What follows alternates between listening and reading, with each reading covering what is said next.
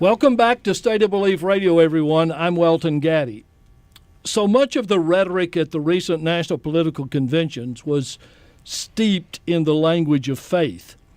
What wasn't seemed to be reported in that context, even though it wasn't about faith. So what about the large number of Americans for whom religious faith is not a factor?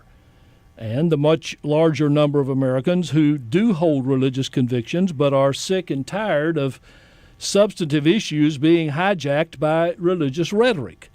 Who's speaking to them? Well, speaking for them is the Secular Coalition for America, a national organization comprised of 11 member groups, including the American Humanist Association, American Atheists Incorporated, and the Society for Humanistic Judaism. As the Secular Coalition for America expands to launch a number of new state chapters, I'm very pleased to have its new executive director, Edwina Rogers, join us here in studio. Welcome, Edwina. Thank you very much for having me. Let's start with the organization's mission. What are the goals of the Secular Coalition for America? Well, our major goal and mission would be to promote separation of religion and government, of course, church and state. Mm-hmm. And we think that's the best guarantee for freedom for all, for religious freedom for all. And then we have another goal where we promote and look after the non-theistic community and working hard to get them at the decision-making table with everybody else mm-hmm. included in the political process. You know, I have either had on the show or spoken with people from almost all of your coalition partners, members in your organization, and I find a stunning awareness of the importance of religious freedom and church-state separation, and I also find it interesting that they look to see what's happening to religion and to religious freedom because they have a great stake in that, because what happens to religion in terms of constitutional issues is good for the Secular Coalition and people of that mindset. That is true. Yes. Well, talk a little bit about the aggressive expansion plans that you have at the coalition. I know that they're underway. Yes, they are, and they are very aggressive. We are representing somewhere between 20 and 30% of the U.S. population now. The Pew polls are right at 19-20%, where people say they're non-religious, and Gallup Win poll just came out at 30%. You know, it can always be manipulated a little bit. So what we're doing, we're setting up shop in all 50 states, coalitions like the Secular Coalition for Virginia, Secular Coalition for Maryland. In May, we had 2 states organized. And as of last week, we had 29 states organized. And by the end of the year, we'll have 50 states, plus the District of Columbia and Puerto Rico. My goodness, that's very impressive. You must be a busy person. We're very busy. Yeah. I'm curious, are you finding in communities a welcome for the organization? As a matter of fact, we have been surprised at how welcomed we have been, even by religious groups. I mean, there's been a one-off situation, you know, something in Kentucky with a minister in the press saying he was going to disrupt all of our phone calls and meetings, and then he took it back. And there was an elected official in Virginia who said he's going to bring us to our knees in prayer. But other than that, it's been very receptive. The calls have been organizing calls have been flooded with affiliates of member organizations in the state, but then also individuals that haven't been involved politically or involved in the secular movement or the non-theistic movement. Just calling in, they feel like it's gone too far, some of the actions by the religious right and others.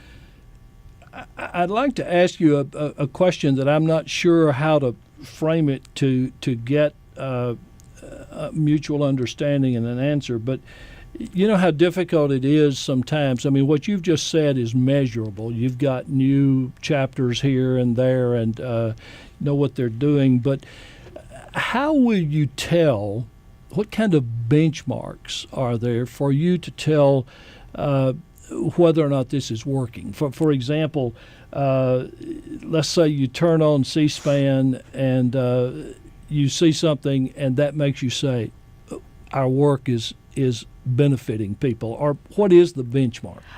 Yes, as a matter of fact, we have all kinds of measures in place. And every Thursday morning, we send out a newsletter to everybody that's interested in the movement. And we all get on the phone at noon every Thursday. It's open to everybody. Even opposing groups call in. And we go through all of our measures. Like, for example, we talk about the number of conferences and meetings that are happening within the movement. We talk about the national press that we've gotten over the last week, if it was positive or not positive, and how many tweets and Facebook social networking type articles have happened. So all of that can be tracked. Then we go down to the judiciary, and we talk about the number of court cases that have been filed by either any of the partners or affiliates like ACLU, Freedom from Religion Foundation, American Humanist Association, Americans United. We talk about international issues, what's going on before the UN. We talk about how many meetings we have on Capitol Hill, congressional briefings. We're having our first ever Capitol Hill congressional briefing on October the 1st. Great. So it's very easy to measure and show success. More endorsing organizations, more allies, more state chapters. Great. Well, that's terrific. And I need to call into that meeting sometime and learn too. Yes. Edwina, it's terribly frustrating to me and to many others how polarized the very issue of secular politics has become. If you watch the news, you quickly get the idea that on one side, good God-fearing Americans are desperately trying to save the Christian principles of this country, while on the other, liberal devil worshipers are restlessly channeling Satan and Stalin and Marx. And that's why I think it's so important to have someone like you, in particular like you, in the position that you now hold. You were an economic advisor to George W. Bush. You've also served as general counsel to the National Republican Senatorial Committee. And I have to ask you, is it frustrating to you that more Republicans don't seem to see that a secular approach to public policy and governance is the true American way? Yeah, I mean, it is disappointing for me that the majority of the problem, the current problem, is more so in the Republican Party than in the Democratic Party or some of the minor problems. So that means I have my work cut out for me, doesn't it? Well, how do you? I'm curious because my background is a very conservative religious background, and so I know how my conversations go with former colleagues. How do your conversations go with former colleagues? Well, I have a conservative background too. I'm from rural Alabama.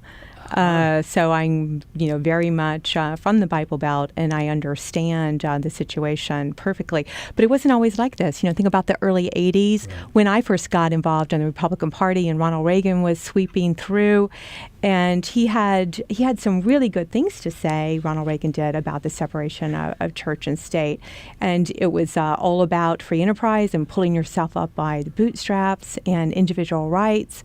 The Republican Party, but things have changed. And we do scorecards on all elected officials, House and Senate, and the majority of the Fs, yes, by far, are going to Republicans and not to members of the Democratic Party. I'd really love to hear your thoughts on the rhetoric that came out of the two national parties' recent conventions. I heard pandering from both sides to a particular type of Christian voter. What did you hear?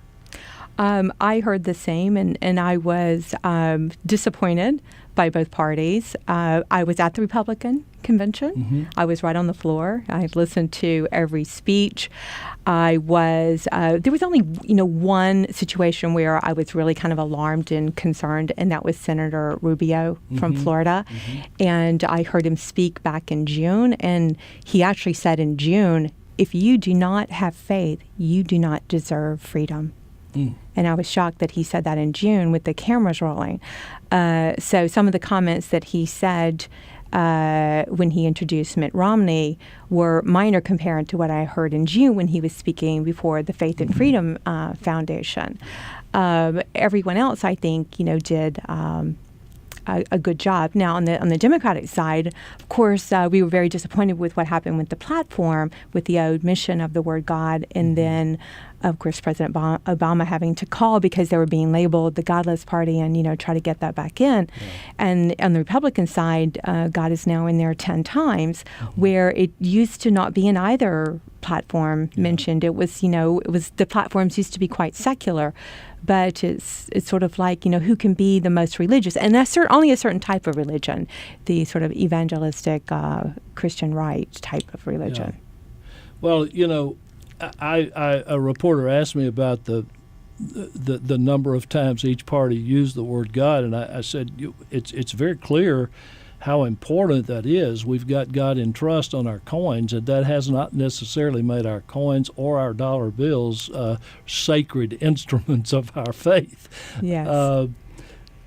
If you had a chance to talk with the organizers of the conventions or even with the campaign strategists now, what could both parties do to more responsibly address the concerns of all Americans?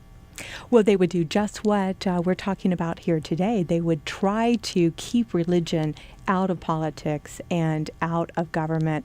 And we do talk to both campaigns, and we do talk to both political parties. I've met with people at the RNC and with Romney's campaign and the coalition folks, and we constantly are talking to the Obama campaign, and they come onto our calls.